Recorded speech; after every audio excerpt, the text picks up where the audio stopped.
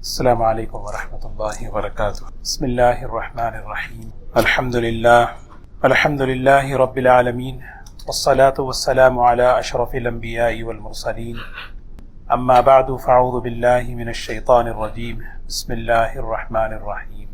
وعن انس رضی اللہ عنہ قال قال رسول اللہ صلی اللہ علیہ وسلم اللہم لا عیش الا عیش الآخرہ فاصلح الانصار والمہاجرہ، او کما قال علیہ الصلاۃ والسلام۔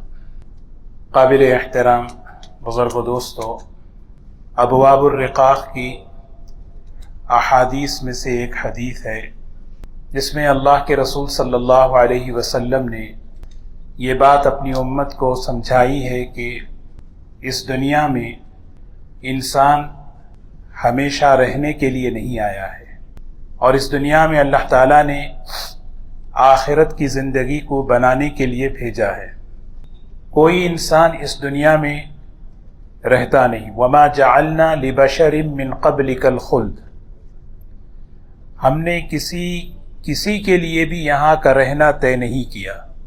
قبرستان جاتے ہیں تو وہاں بھی ہمیں ہماری آخرت یاد دلائی جاتی ہے، اور ہم سے کہلوایا جاتا ہے السلام علیکم یا اہل القبور یغفر اللہ لنا ولکم وإنا انشاء اللہ بکم لاحقون۔ اللہ تعالیٰ کی مرضی ہے، جس وقت اللہ چاہیں گے اس وقت ہم آپ سے ملنے والے ہیں۔ تو اصل یہ حدیث میں یہ پیغام ہے کہ اصل زندگی آخرت کی زندگی ہے۔ زندگی کہے جانے کے قابل اگر کوئی زندگی ہے وہ آخرت کی زندگی ہے۔ اصل راحت آخرت کی راحت ہے، اصل لذت آخرت کی لذت ہے، اصل سکون آخرت کا سکون ہے۔ اسی کو فرمایا اللہم لا عیش الا عیش الآخرہ۔ یہ کتنا طاقتور تاکید کا جملہ ہے، لا عیش الا عیش الآخرہ۔ مزہ ہے ہی نہیں، راحت ہے ہی نہیں، سکون ہے ہی نہیں مگر آخرت میں۔ اگر کوئی انسان اس دنیا میں سکون، راحت، لذت حقیقی اگر تلاش کرے وہ پریشان رہے گا۔ یہ بات اللہ کے رسول صلی اللہ علیہ وسلم نے کس موقع پر فرمائی؟ 5 سنہ ہجری میں غزوہ خندق پیش آیا۔ دشمنان اسلام مدینہ منورہ پر حملہ کرنا چاہ رہے تھے۔ اللہ کے رسول صلی اللہ علیہ وسلم نے صحابہ سے مشورہ کیا کہ کیسے مقابلہ کریں، تو مختلف صحابہ کی مختلف رائے تھی۔ حضرت سلمان فارسی رضی اللہ تعالی عنہ کی ایک بہترین رائے تھی۔ حضرت سلمان فارسی رضی اللہ تعالی عنہ نے جب یہ رائے پیش کی، اور یہ جب غزوہ خندق میں فتح ہوئی تو صحابہ میں بات چیت ہونے لگی کہ یہ رائے کس نے دی؟ تو کسی نے کہا کہ یہ سلمان فارسی نے رائے دی۔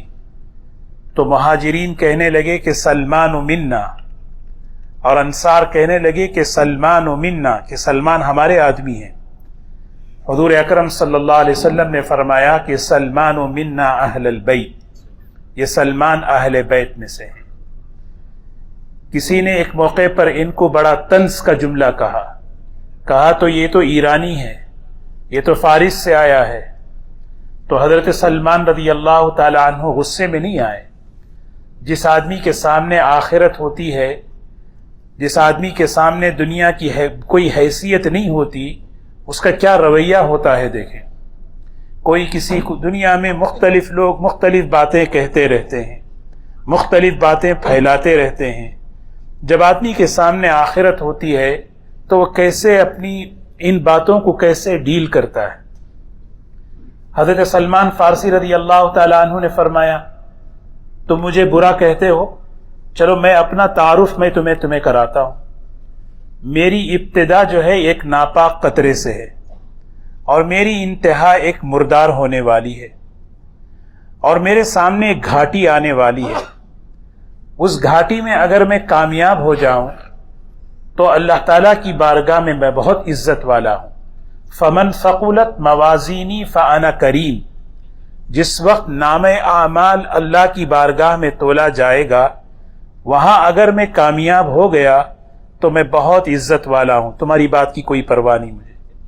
وَإِنْ خَفَّتْ مَوَازِينِي، اور اگر میرا وہاں پر نام اعمال ہلکا پڑ گیا، ناکام ہو گیا، تو فَأَنَا لَئِيمٌ، مجھ سے بڑا ناکام کوئی نہیں۔ تو دوستو یہ ہے ہماری نگاہ ہمیشہ آخرت کی طرف ہو۔ تو حضرت سلمان فارسی رضی اللہ تعالیٰ عنہ نے رائے دی، ہمارے ہاں جب اس طرح مقابلہ ہوتا ہے تو خندق کھودی جاتی ہے، تو اللہ کے رسول صلی اللہ علیہ وسلم نے اس رائے کو پسند فرمایا۔ آپ نے اپنے دست مبارک سے پورے خندق کی لکیریں کھینچی کہ یہاں سے یہاں تک اتنی چوڑائی اور اتنی لمبائی اور گہرائی اتنی ہونی چاہیے، تقریباً 3.5 میل کا فاصلہ، اور چوڑائی اتنی کہ گھوڑ سوار پھلانگ نہ سکے، اور گہرائی اتنی کہ اگر کوئی اس میں گر جائے تو چڑھ نہ سکے۔ یہ خندق 6 دن کے اندر، سوچیں ایسے موقع پر جس وقت کوئی وسائل نہیں، کوئی انسٹرومنٹ نہیں، حضرات صحابہ کی 10 کی جماعت بنا دی گئی۔ اللہ کے رسول صلی اللہ علیہ وسلم 10 صحابہ کی جماعت بنا دی، اور 10 صحابہ اس موقع پر خندق کھود رہے ہیں۔ حضرات صحابہ کرام کی قربانیاں بھوک کے ساتھ، فاقے کے ساتھ، اللہ اکبر، خود حضور اکرم صلی اللہ علیہ وسلم بنفس نفیس اس عمل میں شریک تھے۔ یہاں تک کہ ایک صحابی ایک چٹان کھود رہے تھے، ان سے ہوا نہیں، تو کسی نے کہا کہ تھوڑا سا ہٹ کر کاٹ دو یہاں پر، تو انہوں نے کہا نہیں، جس لکیر پر حضور اکرم صلی اللہ علیہ وسلم نے مارک کیا ہے ہم وہیں سے گزریں گے، چاہے کتنی ہی مشکل پیش نہ آئے۔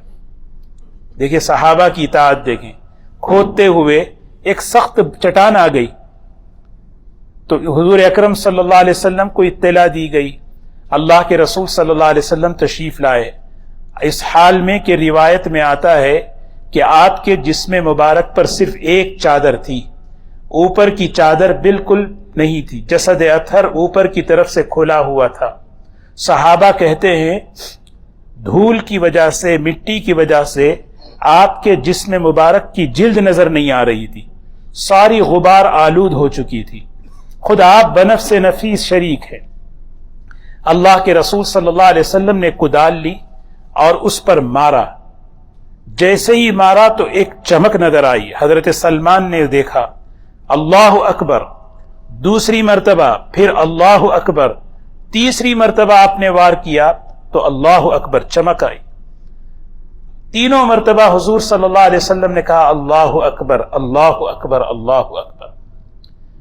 حضرت سلمان رضی اللہ تعالیٰ عنہ نے پوچھا یا رسول اللہ صلی اللہ علیہ وسلم، آپ نے ہر ضرب پر، ہر مار پر اللہ اکبر کہا۔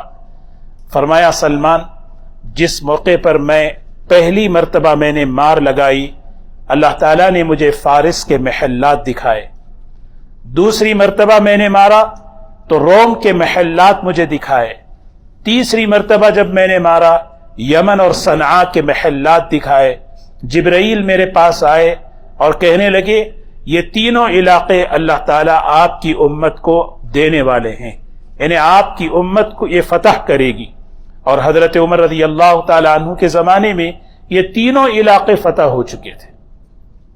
یہ بات ہو رہی تھی، منافق جو ہوتا ہے وہ یقین کی دولت سے محروم ہوتا ہے۔ تقریباً 1,500 کا مجمع تھا، اس میں منافقین گھس چکے تھے، یہ باتیں سن کر کہنے لگے اس موقع پر ان کے پاس کھانے کو کچھ نہیں، پیٹ بھر کر کھانے کے لیے کچھ نہیں، باتیں محلات کی کر رہے ہیں۔ اللہ تعالیٰ نے فوراً قرآن پاک کی آیت اتاری، قل اللہم مالک الملک تؤتی الملک من تشاء وتنزع الملک ممن تشاء وتعز من تشاء وتذل من تشاء بیدک الخیر انک علی کل شیء قدیر۔ مسلمانوں کبھی نا امید مت ہونا، حالات بدلنے والے ہیں، حکومت اللہ کے قبضے میں ہے، اللہ جسے چاہتا ہے حکومتیں دیتا ہے، جس سے چاہتا ہے اللہ حکومتیں چھین لیتا ہے۔ کبھی بھی نا امید نہ ہو، اللہ کے حکم پر جمے رہو۔ ایک صحابی آئے اور آ کر انہوں نے اپنی چادر ہٹائی، فرمایا یا رسول اللہ صلی اللہ علیہ وسلم بھوک کی وجہ سے پتھر باندھا ہوا۔ اللہ کے رسول صلی اللہ علیہ وسلم نے اپنی چادر مبارک ہٹا کر بتایا، فرمایا میرے پیٹ پر 2 پتھر بندھے ہوئے ہیں۔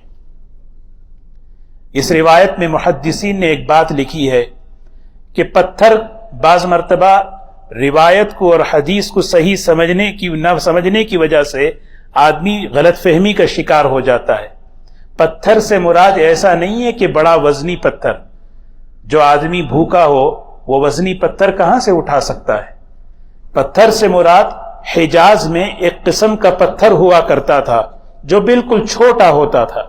اس پتھر کی یہ تاثیر اور خاصیت تھی کہ لوگ بھوک کے وقت اس کو باندھا کرتے تھے، جس کی انہیں بعض مرتبہ بھوک کے وقت پیٹ میں گرمی لگتی ہے، اور یہ پتھر جو ہے اس بھوک کی گرمی کی تاثیر کو ختم کر دیتا تھا۔ تو جیسے سنگ مرمر مطاف میں ہوتا ہے، کتنی ہی سخت دھوپ کیوں نہ ہو اس پتھر پر کبھی جو ہے گرمی کا اثر نہیں ہوتا۔ اس طرح اللہ تعالیٰ نے پتھر پر ایسی تاثیریں بنائی ہیں۔ تو یہ چھوٹے چھوٹے پتھر ہوتے تھے، بھوک کے وقت عرب اس کو اپنے پیٹ پر باندھتے تھے۔ تو اس موقع پر حضور اکرم صلی اللہ علیہ وسلم حضرات صحابہ خندق کھودتے جا رہے ہیں، اور صحابہ اکرام خندق کھودتے ہوئے زبان پر ایک جملہ، ایک کلمہ پڑھ رہے ہیں۔ وہ کیا ہے؟ نحن الذین بایعوا محمدا، نحن الذین بایعوا محمدا علی الجہاد ما بقینا ابدا۔ سبحان اللہ، کہ ہم نے یہ حضور اکرم صلی اللہ علیہ وسلم، ہم وہ لوگ ہیں جنہوں نے حضور اکرم صلی اللہ علیہ وسلم کے ہاتھ پر ہاتھ دے کر اس بات کا اقرار کیا اور بیعت کی ہے، جب تک جان رہے گی، جب تک زندگی کی آخری سانس رہے گی، ہم جہاد کریں گے، ہم دین کی محنت کریں گے، ہم آپ کے ساتھ رہیں گے۔ یہ صحابہ پر حضرات محدثین فرماتے ہیں اس کی 2 وجہ ہیں۔ ایک وجہ یہ ہے کہ حضرات صحابہ جن حالات کے اندر یہ کام کر رہے تھے، سخت قسم کی دن میں گرمی تھی اور رات میں برفیلی ہوائیں چل رہی تھی، اور بھوک فاقے تھے صحابہ اکرام کے۔ ایسے موقع پر صحابہ حضور اکرم صلی اللہ علیہ وسلم کو دیکھ رہے ہیں اور یہ کہہ رہے ہیں کہ ہم ہر حال میں آپ کے ساتھ ہیں، ہر حال میں ہم آپ کے ساتھ ہیں، ہم آپ سے ناراض نہیں، ہم آپ کو چھوڑ کر نہیں جائیں گے، چاہے حال کچھ بھی ہو، کسی بھی حال میں رہیں، ہم نے یہ طے کر لیا کہ ہم آپ کے ساتھ رہیں گے۔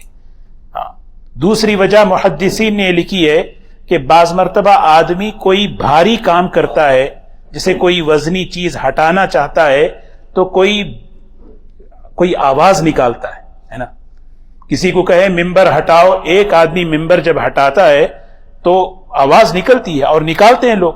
پتھروں کا کام کرنے والے ہم دیکھیں کہ جب وہ پتھروں کا کام کرتے ہیں تو بے معنی محمل آوازیں نکالتے رہتے ہیں تاکہ اس آواز کی وجہ سے اس کا وزن آسان ہو جائے، وہ کام ہلکا ہو جائے۔ تو حضرات صحابہ کرام اتنی بڑی مشقت کا کام کر رہے ہیں اور زبان سے کوئی بے معنی بے محمل کوئی جملہ نہیں، بلکہ کہہ رہے ہیں نحن الذین بایعوا محمدا علی الجہاد ما بقینا ابدا۔ حضور اکرم صلی اللہ علیہ وسلم صحابہ کی قربانیوں کو دیکھ کر خوش ہو رہے ہیں اور ان کے اس کلمے کو سن کر مسکرا رہے ہیں، اور اس کے جواب میں یہ دعا دے رہے ہیں۔ یہ جو آج حدیث ہم نے کہی، یہ حدیث یہ اصل میں دعا ہے۔ یہ دعا حضور اکرم صلی اللہ علیہ وسلم حضرات صحابہ کو خندق کے موقع پر، اس موقع پر دعا دے رہے ہیں جس موقع پر صحابہ بڑی مشقتوں کے ساتھ، قربانیوں کے ساتھ وہ کام کر رہے تھے۔ کیا فرما رہے ہیں؟ اللہم لا عیش الا عیش الآخرہ، اللہم لا عیش الا عیش الآخرہ۔ اے اللہ، اصل زندگی تو آخرت کی زندگی ہے، اصل مزے تو آخرت کے مزے ہیں۔ فاصلح الانصار والمہاجرہ، اے اللہ انصار اور مہاجرین کے حالات کو درست کر دے، ان کی زندگی کو بنا دے۔ ایک روایت میں ہے اللہم لا عیش الا عیش الآخرہ فاغفر الانصار والمہاجرہ۔ ایک روایت میں فاکرم الانصار والمہاجرہ، اے اللہ یہ انصار اور مہاجر کی مغفرت کر دے، اے اللہ انصار اور مہاجر کا اکرام کر دے۔ سوچیں، حضرت امام بخاری رحمت اللہ علیہ کتاب الرقاق میں اس حدیث کو لا کر یہ بتانا چاہ رہے ہیں کہ حضرات صحابہ اکرام کتنی مشقتوں کے ساتھ دین پر چل رہے ہیں، کتنی مشقتوں کے ساتھ دین کا کام کر رہے ہیں۔ حضور اکرم صلی اللہ علیہ وسلم انہیں یہ بتا رہے ہیں یہ دنیا کی زندگی بڑی مختصر ہے، یہاں کی مشقت گزر جائے گی، یہاں کی تکلیف بھی گزر جائے گی، اصل زندگی آخرت کی زندگی ہے، اصل راحت آخرت کی راحت ہے۔ لہذا اس دنیا کی نعمتوں میں پھنس کر اصل نعمتوں سے محروم نہ ہو جانا، یہ توجہ بتا رہے ہیں۔ اللہم، یہ ہمارے لیے بہت بڑا سبق ہے۔ آدمی دنیا کی زندگی میں، کیونکہ دیکھیں دنیا کی زندگی میں اللہ تعالیٰ نے خوشی اور غم یہ دو نظام چلائے ہیں۔ کیوں؟ اس لیے کہ اس کی ایک وجہ یہ ہے آخرت کی خوشی اور آخرت کی تکلیف کو سمجھانا چاہتے، تو اس کے لیے اللہ تعالیٰ نے چھوٹی چھوٹی خوشیاں دنیا میں رکھ دی، چھوٹی چھوٹی تکلیفیں دنیا میں رکھ دی، یہاں کی بھوک رکھ دی تاکہ آخرت کی بھوک سمجھ میں آئے، یہاں کی پیاس رکھ دی تاکہ آخرت کی پیاس سمجھ میں آئے، یہاں بہترین قسم کے پھل رکھ دیے تاکہ جنت کے پھل سمجھ میں آئے، یہاں تھوڑی تھوڑی عزتیں رکھ دی تاکہ آخرت کی ہمیشہ کی عزت سمجھ میں آئے، یہاں کی خوشی ایسی ہے اللہ دیتے ہیں پھر واپس لے لیتے ہیں۔ جیسے سیزن، پھلوں کا سیزن آتا ہے، بہترین قسم کے انجیر کا سیزن آتا ہے، ہمیشہ نہیں رہتا، سیزن آیا چلا گیا، یہ سمجھانے کے لیے کہ ایک سیزن ایسا آنے والا ہے لا مقطوعۃ ولا ممنوعہ، قرآن کہتا ہے لا مقطوعہ ولا ممنوعہ، وہاں وہ سیزن آئے گا خوشی کا، جوانی کا، صحت کا، عیش و عشرت کا، نہ ختم ہونے والا ہے نہ روک ٹوک ہونے والی ہے، روک ٹوک بھی نہیں۔ ایک آدمی کے سامنے پیسہ ہے، چیز ہے، ڈاکٹر نے منع کر دیا نہیں آپ نہیں کھا سکتے، وہاں منع نہیں ہے۔ یہاں کی نعمتوں کے ساتھ یہ دو چیزیں لگی ہوئی ہیں۔ ایک آدمی نے بہترین محل تیار کیا، لوگوں کو دعوت دی کہ آؤ دیکھو اس کے اندر کوئی عیب ہے تو بتاؤ۔ ایک اللہ والے دیکھے، کہنے لگے کہ اس کے اندر دو عیب ہیں، پریشان ہو گئے، کیا ہے؟ کہنے لگے کہ یہ محل ہمیشہ باقی نہیں رہتا، دوسرا عیب یہ ہے کہ اس میں رہنے والا بھی باقی نہیں رہتا۔ یہ فہم ہو، اس کو کہ یہ اللہ سے مانگے اللہ ہمیں اس کا فہم دے دے کہ دنیا کی خوشی وقتی ہے، یہاں کی جوانی وقتی ہے، کیسے گزر جاتی ہے، آج کل تو جلدی ہی گزر رہی ہے، صحت گزر جاتی ہے، عمر گزر جاتی ہے، آدمی روکنا چاہے روک نہیں پاتا، لیکن اصل صحت، اصل جوانی، اصل زندگی کہاں ہے؟ آخرت کی ہے۔ اللہم لا عیش الا عیش، نبی پاک صلی اللہ علیہ وسلم کی ایک سنت ہے، کان رسول اللہ صلی اللہ علیہ وسلم اذا رأى ما يعجبه شيئا من الدنیا، اللہ کے رسول صلی اللہ علیہ وسلم جب کوئی دنیا کی اچھی چیز دیکھتے، کوئی اچھی چیز، کوئی بھی اچھی چیز، کھانے پینے کی، سواری کی، کوئی بھی اچھی چیز ہو، کیا فرماتے؟ لبیک اللہم لا عیش الا عیش الآخرہ، لبیک اللہم لا عیش الا عیش الآخرہ۔ کوئی بھی اچھی چیز نظر آئے دل اس کی طرف متوجہ ہوتا ہے، فوراً ہمارا ذہن کیا ہو؟ نہیں، اصل زندگی آخرت کی زندگی ہے، اصل راحت آخرت کی راحت ہے، اصل عیش مزہ کہنے کے لائق ہی نہیں ہے دنیا کی زندگی۔ وہ مزہ ہی کیا ہے جس کے پاس کانٹا ہو چھوٹنے کا۔ اسی لیے جنتی جب جنت میں جاگتا ہے تو کیا کہتا ہے؟ الحمدللہ الذی اذھب عنا الحزن، اے اللہ تیرا شکر ہے ساری تکلیفیں اور ٹینشن دور ہو گئی۔ لا یمسنا فیہا نصب ولا یمسنا فیہا لغوب، ایسی نعمتیں آپ نے دے دی جس میں جدائی کا کانٹا نہیں، چھوٹنے کا غم نہیں ہے۔ بس تو آدمی اپنا ذہن یہ بنائے کہ اس دنیا کی زندگی یہ جانے والی ہے، یہ ختم ہونے والی ہے۔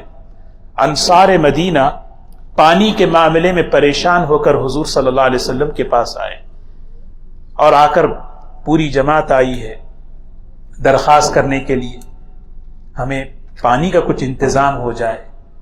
حضور اکرم صلی اللہ علیہ وسلم نے دیکھا انصار کی جماعت، مرحباً بالانصار مرحباً بالانصار، آپ نے ان انصار کا ویلکم کیا، آپ نے ان کا استقبال کیا، اور پھر فرمایا کہ مانگو جو مانگنا ہے، آج میں اللہ سے دعا کروں گا، اور جو اللہ سے آج میں دعا کروں گا اللہ تمہیں دینے والے ہیں۔ کیسا بہترین موقع دیکھیں، مانگو جو مانگنا ہے، میں اللہ سے وہ دعا کروں گا اور اللہ تمہیں ضرور دینے والے ہیں۔ وہ انصار مدینہ آپس میں کہنے لگے جس کام کے لیے ہم آئے تھے اس کو چھوڑ دو اور ہم اپنی مغفرت کی دعا کروائیں گے۔ یہ ہے اصل دوستو۔ یہ آدمی سوچے، دنیا کے اندر پریشانیاں ہیں، حالات ہیں، آزمائشیں ہیں، آدمی ان کو حل کرنے کی کوشش کرتا ہے تو پریشان ہوتا ہے۔ اس کا حل یہ ہے کہ ہمیں آخرت دیکھنا ہے، اصل مزے وہاں ہیں، اصل راحت۔ یہی وجہ ہے اللہم لا عیش الا عیش الآخرہ، اصل مزہ، اصل راحت، اصل سکون، اصل لذت کی جو چیز ہے وہ آخرت ہے۔ اسی لیے حدیث میں آتا ہے ایک جنتی کو اللہ تعالیٰ قیامت کے دن بلائیں گے، ایک ایمان والے کو جس کی 60-70 سالہ زندگی مشقتوں میں گزری ہے، ایک جنت کی ہوا اس کو لگا کے اس کو بلائیں گے۔ فرشتے سے کہیں گے ذرا جنت کے کنارے سے گزار کر اس کو لے کر آؤ۔ پھر اس سے پوچھا جائے گا حل رأیت بؤسا قط، کبھی زندگی میں تو نے پریشانی دیکھی، کبھی زندگی میں تو نے مشقت دیکھی؟ وہ کیا کہے گا؟ لا واللہ ما رأیت بؤسا قط، خدا کی قسم میں نے زندگی میں کوئی مشقت دیکھی ہی نہیں۔ کیا دے دوست، ایک جنت کی ہوا 60-70 سال کی زندگی کی ساری پریشانیوں کو بھلا دے گی۔ کہاں لگے، کس چیز کے پیچھے آدمی پڑا؟ اس کے مقابلے میں وہ شخص جس نے ساری زندگی نعمتوں میں، فراوانی میں اور بس، لیکن اللہ کو بھول کر اس کی زندگی گزری ہے، اللہ تعالیٰ فرشتے سے کہیں گے ایک جہنم کی ہوا اس کو لگا کے لاؤ، اور وہ فرشتے سے سوال پوچھا جائے گا، اس سے پوچھو حل رأیت نعیما قط، تو نے کبھی کوئی نعمت، سکون، عزت، راحت، خوشحالی کبھی دیکھی ہے؟ وہ قسم کھا کے کہے گا لا واللہ ما رأیت نعیما قط، خدا کی قسم میں نے کبھی خوشحالی دیکھی ہی نہیں۔ وہاں کی اصل زندگی ہے۔ حضور اکرم صلی اللہ علیہ وسلم نے صحابہ کی جب یہ فریاد سنی ہمارے لیے مغفرت کی دعا کر دیں، تو آپ نے ہاتھ اٹھایا، آپ نے کیا فرمایا؟ اللہم اغفر للانصار ولابناء الانصار ولازواج الانصار ولجیران الانصار، اے اللہ انصار کی مغفرت فرما، ان کے بچوں کی مغفرت فرما، ان کے بیویوں کی مغفرت فرما، ان کے پڑوسیوں کی مغفرت فرما۔ اللہ ہمیں یہ فہم نصیب فرمائے دوستو، دنیا کی زندگی میں ہم ہمیشہ آخرت کی عیش و عشرت کو سامنے رکھ کر زندگی گزاریں۔ اللہ ہم سب کو عمل کی توفیق نصیب فرمائے۔ سبحان اللہ بحمدہ، سبحانک اللہم بحمدک، نشہد ان لا الہ الا انت، نستغفرک ونتوب الیک۔ سبحان ربک رب العزة عما یصفون، وسلام علی المرسلین، والحمد للہ رب العالمین۔